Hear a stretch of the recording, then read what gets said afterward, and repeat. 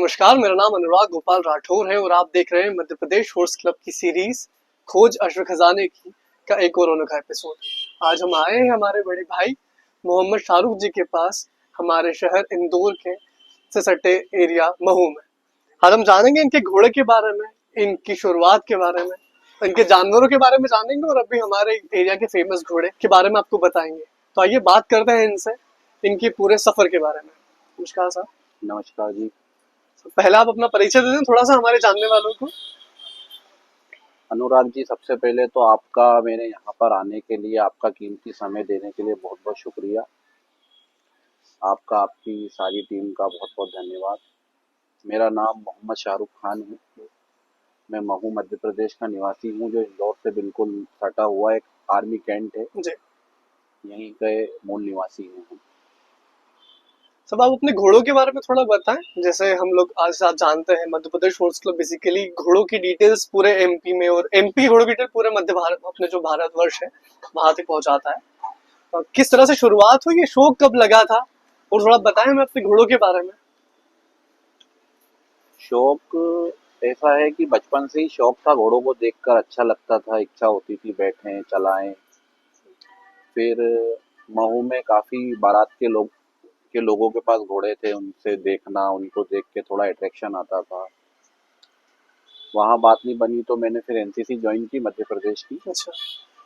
यहाँ veterinary college में है आरएनडी कोर, वहाँ पर मैंने घुड़सवारी की 2 साल। फिर वहाँ से एनसीसी आरडीसी में गए दिल्ली में, वहाँ पर गेम खेला। फिर शौक वहाँ तक भी सीमित नहीं रहा, वहाँ पर बी और सी सर्टिफिकेट के बाद अच्छा। ख़त्म हो जाता है ट्रेनिंग। फिर मैंने खुद के लिए घोड़े लाया।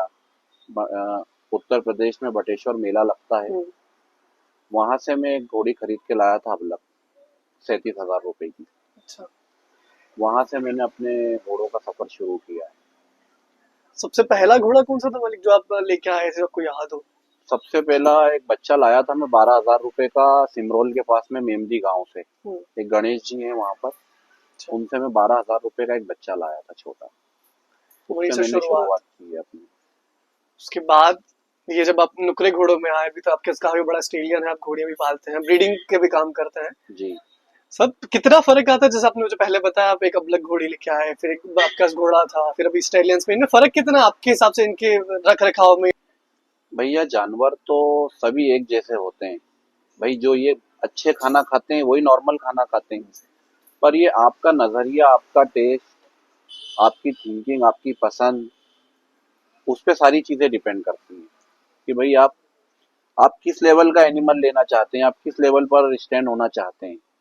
शुरुआत तो किसी भी इंसान की हो, कोई बहुत बड़ा बिजनेसमैन हो या कोई हॉर्समैन हो, शुरुआत तो हर किसी की एक छोटे से जानवर से ही होती है। पर कुछ लोग होते हैं जो अच्छे मुकाम पर चले जाते हैं, कुछ मीडियम ही रहते हैं। उसमें फाइनेंशियल कंडीशंस भी रहती है, लक भी रहता है, मेहनत भी रहती है, सारी चीजें डिपेंड रहती है इस चीज में। जो पहले जैसे आपने मुझे बताया जानवर लेके आए थे आप, आपके कुछ शुरुआत के जुड़े कुछ किस्से बताएं मुझे, किस तरह की परेशानियां आती जब आप पहला घोड़ा लेके आते हैं, जब नए नए होते हैं कि आप राइडर थे, उसके बाद आपने स्विच किया खुद के घोड़े पालने से, उनको रखने का, उनको खिलाने का, वो किस तरह की सिचुएशन फेस करना पड़ती है? भैया, राइडर होना और घोड़े पालने में फर्क है। राइडिंग करने जाना और घर आ जाना, जी। उसमें कोई फटीग नहीं है। पर घोड़े को रखना, उसका पालन पोषण करना, उसको मेंटेन करना, उसका ध्यान रखना, इसमें बहुत अंतर है। आप ये जो आर्मी के घोड़े होते थे वो चलाते थे पहले, या फिर जो नॉर्मल घोड़े होते हैं अपने? जी, थॉरो ब्रीड के हॉर्सेस हैं वहाँ पर। मुझे एनसीसी में आरएनबी कोर होता है, जिसमें घोड़े होते हैं, जो स्टूडेंट्स को ट्रेनिंग दी जाती है जिसमें, और बी और सी सर्टिफिकेट होते हैं उसमें। उसमें अच्छा ग्रेड आ जाता है तो जो एसएसबी एग्जाम होता है आर्मी का एंट्रेंस, वो नहीं देना पड़ता है, आपका डायरेक्ट इंटरव्यू हो जाता है सर्टिफिकेट की मदद से। उन घोड़ों में और हमारे इन घोड़ों में कितना डिफरेंस होता है? इंडियन ब्रीड में और थोरो ब्रीड में ये फर्क है कि ये थोड़े से एग्रेसिव होते हैं, वो कूल टेम्परामेंट के होते हैं। अच्छा। उनका साइज ज्यादा होता है, इनका साइज थोड़ा मीडियम होता है। बट आज जो मारवाड़ी और नुकरा घोड़ा स्टैंड कर रहा है, वो थोरो ब्रीड से बिल्कुल फेस टू फेस मिला हुआ है, कद टू कद मिला हुआ है। कोई फर्क नहीं है उसमें, हाइट में, मजबूती में, मेहनत में, हर चीज में जो ब्रीडरों ने मेहनत की है उसमें ये लेवल आ गया है कि आज घोड़े 70 इंच तक चले गए। क्योंकि मारवाड़ी में इतनी हाइट होती नहीं, लेकिन आजकल तो ब्रीडिंग के थ्रू सब चीजें जी हो रही पहले तो 61, 62, 63 तक मारवाड़ी होते थे, पर अब तो 70 इंच के भी घोड़े हैं। काफी ब्रीडर्स ने बहुत सिंसियरिटी से मेहनत की है, जिसका रिजल्ट सबके ही सामने है। तो जो मध्य भारत के बाहर भी जो बड़े बड़े राज्य हैं, वो अक्सर बात करते हैं कि घोड़ों की इतनी हाइट बढ़ाने से उनको प्रॉब्लम आती है, उनकी बोन स्ट्रक्चर पे फर्क पड़ रहा है। तो ये सच है या फिर जो नॉर्मल घोड़ा है उसकी हाइट बढ़ रही है ब्रीडिंग के थ्रू? देखिए भाई साहब, किसी चीज से हाइट नहीं बढ़ती है। जैसे कोई चाहे कि मैं ये खिला दूं या ये पिला दूं तो उससे हाइट बढ़ जाए, ये तो जेनेटिक्स ही रहते हैं, नेचुरल रहता है। भाई बच्चा तो माँ के पेट से ही आया है ना, आपने उसको खिला के माँ के पेट में थोड़ी ना बड़ा कर लिया। और जिसमें क्वालिटी है वो तो बड़ा होगा फिर, भले ही वो मीडियम खुराक में रहे या अच्छे से, तो फिर फर्क पड़ता है। और नॉर्मल से भी जिसने बनना है वो तो बनेगा। जिसको बनना है, जिस तरह के उसके जीन्स है, तो बनने से आता है। वो अक्सर ब्रीडिंग के ऊपर भी होता है कि फादर अलग हो गए, मदर अलग हो गए उनके। हाँ, ये जैसे जो आउट ऑफ खानदान या जैसे थोड़ी दूर की ब्रीडिंग हो रही है, इन ब्रीडिंग से लोग बच रहे हैं, उससे काफी बहुत सुधार आ गया है। हाँ, ये इनब्रीडिंग वर्ड काफी नया है अभी फिलहाल में हमारे एरिया के हिसाब से। थोड़ा मुझे इनब्रीडिंग के बारे में बताएं, क्या प्रॉब्लम आती है किसकी वजह से? इन ब्रीडिंग से भाई घोड़ा घोड़ियों का मिलन तो हो जाता है, पर बच्चे में खराबी आ जाती है। किसी की जैसे ओवरी नहीं आती है, प्रेग्नेंट नहीं हो पाती हैं वो घोड़ियां, किसी की आंख नहीं आती है, कोई अंधे आ जाते हैं, एक आंख खराब आ जाती है, कई उठ नहीं खड़े नहीं हो पाते हैं। काफी सारे एग्जाम्पल्स मौजूद हैं जो इन ब्रीडिंग का नतीजा है। बेसिकली इनब्रीडिंग मतलब सेम फादर से, फादर भी भाई बहनों को भाई बहन हो मिलाना। गए, एक फादर के जो बच्चे हुए हैं, उसकी कोई बच्चा आया सेकेंड टाइम, एक फादर है उसकी कोई फीमेल आई है उसकी बच्ची, उसका बच्चा है, इनके बीच में होता है, वो भी इनब्रीडिंग कहलाता है, फिर जो डायरेक्ट फादर से होता है? नहीं, जैसे भाई बहनों को मिला देना, बाप डायरेक्ट बेटी को फादर मिला जो, हाँ। देना, बाप बेटी को मिला देना, भाई बहनों को मिला देना, इससे खराबा बहुत होता है। ये तो तब तक ही पॉसिबल जब तक आदमी को नॉलेज है, अदरवाइज अगर आपके पास पूरा रिकॉर्ड नहीं है उसमें, तो अक्सर ही प्रॉब्लम्स होती है। जी।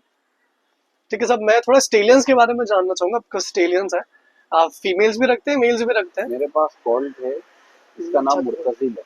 ठीक है। अभी रिसेंटली इसने 1 महीने पहले ही टोटीत हुआ है, हम्म, शुरुआत हुई है दांतों की। 30 मंथ का है ये। 30 मंथ का? अभी क्या हाइट है मतलब इसके? अभी इसकी 68 इंचेस हाइट है। और इसके जीन्स के बारे में किस ब्रीड से आते हैं ये? ये समुंदर का है, जो लीजेंडरी स्टेलियन समुंदर है, हम्म, पंजाब में। मेरे बहुत ही खास दोस्त हैं, सिमरत पाल जी, जी। पहलवान जी हैं, उनके वहां पर है समुंदर। उसका डायरेक्ट बेटा है ये। इसकी जो मदर है वो पंजाब में एक डोड है, डोड करके एक पिंड है, हम्म, वहां पर घोड़ा था अली डोड, अच्छा। उसकी बेटी इसकी मदर है। Direct mother. जब आप कोल्ड रखते हैं, जैसे अभी ये बच्चा है 30 महीने का, इसकी शुरुआत किस महीने में, आप कितना बड़ा बच्चा लेके आए थे और किस तरह से आपने इसकी शुरुआत की? इसकी डाइट के बारे में थोड़ा मुझे बताएं, और इसकी ट्रेनिंग किस तरह से आपने इसको पूरा, इसका देख रेख हुई थी, मुझे उस बारे में जानना है थोड़ा सा आपसे। ये बच्चा मैं 2 साल पहले लाया था, 2.25 साल पहले। हम्म, अ, जून 2023 में मैं इसे लाया था पंजाब से, पहलवान जी के घर पर था ये पैदा तो हरियाणा में हुआ था, हरियाणा के किसी गांव में हुआ था ये पैदा। पर वो बच्चा खरीद के ले आए थे, मैं गया बच्चा देखा तो उनसे काफी रिक्वेस्ट की, तो ये बच्चा लेकर आए। घोड़ी एक्चुअली खत्म हो गई थी हमारी, अच्छा। घोड़ी थी मेरे पास, दिलशर काकी की, वो खत्म हो गई थी। फिर एक मैं बच्ची ले आया था दिलबाग की, मारवाड़ी, संदीप भाई थे जेतो से। हम्म, पर बच्चा अच्छा लगा, और नुकरों से क्या, एमपी में नुकरों का क्रेज ज्यादा है, जी। और नुकरों से अपने को लगाव भी ज्यादा है। तो फिर इसे मैं लेकर आया, 5.5 महीने का बच्चा लाया था, उसको धीरे धीरे तैयार करा, खिलाया, और काम देना, मेहनत की काफी। तो अब आपके सामने ही खड़ा है। जी, सब देख रहे हैं, काफी खूबसूरत बच्चा है। जैसे मेरा एक सवाल था आपसे, जब मैं आके इसको मैंने पहली बार देखा, मैंने आपसे पूछा था ये ताकी में आता है या फिर जिम मंगल में, तो आपने मुझे कुछ बताया था, थोड़ा बताया उसमें? ये दिखता तो दूर से ताकि है, जी। पर इसमें जवाब है मामूली सा। वैसे हम किसी भी भौरी को या ऐप को नहीं मानते हैं। अच्छा। जो ये मानेगा वो जीवन में कभी घोड़ा नहीं पाल सकता है। अच्छा, सही। ये एक वहम है। हम्म, भाई ये तो अल्लाह ने बनाए हैं। जो जैसा पैदा हो गया दुनिया में, आप उसमें ऐब नहीं निकाल सकते ना। दुनिया उसने बनाई है। भाई उसने किसी चीज को बनाया है तो आपको मुझे भी बनाया है। सही। हर इंसान में कोई ऐब है, पर किसी को दिखता है किसी को नहीं दिखता। हम तो ताकी या बाल भौरी का गंदा किसी चीज को मानते नहीं। अपने को तो बस घोड़ा अपने में फिट बैठना चाहिए, पसंद आना चाहिए। कितने साल से घोड़े पाल रहे हैं? मुझे तकरीबन 15 साल हो गए। 15 साल में इतने घोड़े आए, इतने गए होंगे, कभी आपने भौरी के बारे में ना कोई ध्यान दिया उस बारे में, या किसी से पूछना नहीं, और उससे कोई फर्क भी नहीं पड़ेगा मेरे हिसाब से आज नहीं, हम तक। मानते ही नहीं है ना इस चीज को। जो मानता नहीं उसको भी फर्क पड़ना भी नहीं। आपका जो कोल्ड है, इसकी डाइट के ना थोड़ा मुझे बताएं, क्या खिलाना सही होता है, क्या गलत है? इस तरह से ना बात करता हूँ, ये करें कि आप क्या खिलाते हैं इसे? हम जई खिलाते हैं, जौ खिलाते हैं, थोड़ा चना देते हैं, मूंगफली का नीरा है, और जो दरोग घास होती है अपने यहाँ पर वो खिलाते हैं। जौ खिलाने से लोग बोलते हैं ठंडक होती है उसमें, कुछ लोग बोलते हैं पेट फूल जाता है। उसको खिलाने का सही तरीका क्या, आज तक मुझे कभी क्लियर समझ नहीं आया है वो। जौ को आप 12 महीने खिला सकते हो। गर्मियों में कच्चे डाल दो, खड़े, हम तो वैसे खड़े डाल देते हैं। हम्म। पर ये है कि नवंबर दिसंबर तक खिलाते हैं, हम्म। फिर उधर मार्च तक नहीं खिलाते हैं। ठंडक। थोड़ा ठंडा रहता है। उधर बाजरा शुरू कर देते हैं। बाजरा है, मोट है हाँ। ठंड में। अभी इसका आपने ब्रीडिंग जिस तरह से बताया कि 30 महीने का हो गया है, 2 दांत कर लिए इसने सब, इसकी अभी अब रिजल्ट्स कुछ आए हैं या फिर आपने स्टार्ट किया है इसके ब्रीडिंग करवाना? अभी ये लास्ट मंथ ही शुरू किया है इसको हम्म। ब्रीडिंग सर्विस के लिए। अभी अराउंड 10 मेयर्स इससे कवर हो चुकी है। अच्छा। सब अपने एरिया में या फिर कोई बाहर के हैं? अपने आसपास ही कवर हुई है। एमपी में क्या है भाई साहब, बारातों का काम ज्यादा है, जी। तो एमपी में सही समय पे ब्रीडिंग नहीं कराते हैं। हम्म। वैसे जो सीजन होता है वो अक्टूबर नवंबर का होता है या मार्च अप्रैल का होता है। ठीक उसमें क्या है कि मौसम खुला रहता है, अच्छा मौसम हो जाता है, बच्चा आता है तो उसको कंफर्टेबल ज्यादा रहता है। आप घुमा सकते हैं, ले जा सकते हैं। अब बारिश के दिनों में क्या होता है, जब घोड़ी का एंड टाइम होगा तो उसको बहुत गर्मी से फेस करनी पड़ेगी। है। और जो इधर अक्टूबर नवंबर का टाइम होता है इसमें ठंडा रहता है, घोड़ी को भी अच्छा रहता है, बच्चे को भी ओपन जगह मिलती है।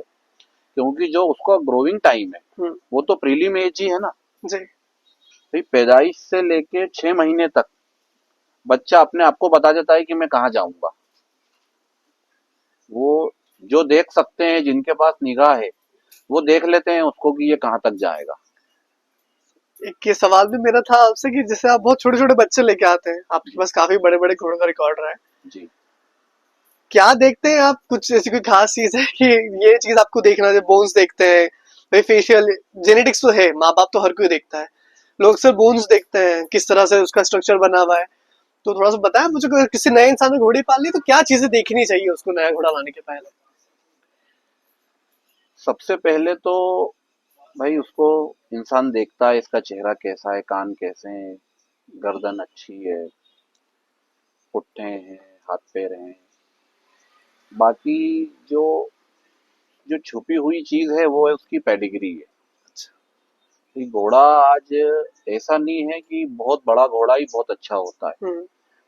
कोई 61 इंच का घोड़ा या घोड़ी है, उसकी लाइन बहुत अच्छी है, उसकी पेडिग्री बहुत स्ट्रांग है, तो घोड़ा भी ब्रीडिंग में बहुत काम करेगा और एक अच्छी मेयर भी अच्छे बच्चे दे सकती है।